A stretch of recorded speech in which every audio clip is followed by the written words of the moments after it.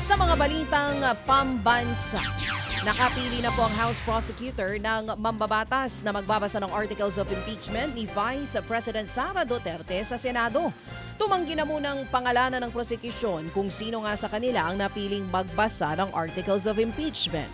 Pero base sa kasunduan ng Kamara at ng Senado, isang miyembro lamang ng prosekusyon ang kailangang magbasa ng Articles of Impeachment pagbalik ng sesyon sa June 2. Hindi raw required pumunta sa Senado ang 11 House Prosecutors. Nakatakdang umpisahan ang proseso at paghahanda sa impeachment pagbalik ng sesyon sa susunod na buwan.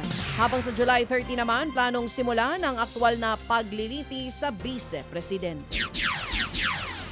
Palaisipan po ngayon mga kapatid sa mga mambabatas kung bakit may kapangalan sina Akbayan Congressman-elect Shell Jokno at ang aktres na si Marian Rivera na nasa listahan po ng mga nakatanggap ng confidential funds ni Vice President Sara Duterte. Bakit? Ayon po sa liderato ng Kamara, nagpapatulong na sila sa Philippine Statistics Authority at NBI para maberipika ang naturang mga pangalan sa resibo na naisumite ng tanggapan ni VP Sara. Hindi na po bago ang mga kakaibang pangalan sa listahan ng mga tumanggap ng confidential funds ng OVP. Ilang pangalan na rin ang na-verify ng PSA na wala po sa kanilang records.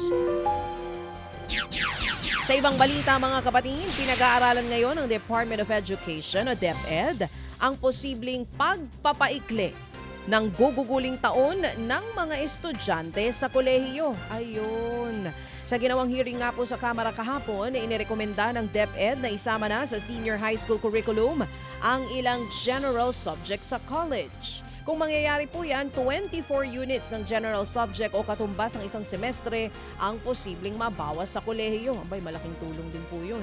Iminungkahi nga ito ng DepEd matapos ang konsultasyon kasama ang CHED at ang TESDA. Hindi pa naman malinaw kung kailan po ito posibleng maipatupad. Nakatakdang umpisahan ang pilot implementation ng bagong senior high school sa ilang eskwelahan sa susunod na pasukan. So kung isang semestre, kalahati din ang taon ang mababawas dun sa guguguli ng mga bata. Mas maaga sila makakahanap ng trabaho ng less than a year kaysa dun sa original na 4 years ng kolehiyo. Samantala sa iba pang balita mga kapatid, nanguna po ang mga opisyalis ng Bangko Sentral ng Pilipinas o BSP sa may pinakamalalaking kinita sa lahat po ng opisyalis ng gobyerno noong nakaraang taon. Sana all. Base po sa report ng Commission on Audit o COA, top earner noong taong 2024 si BSP Governor Ellie Remolona Jr. na nakatanggap po ng halos 48 million pesos na kabuo ang sahod at mga benepisyo.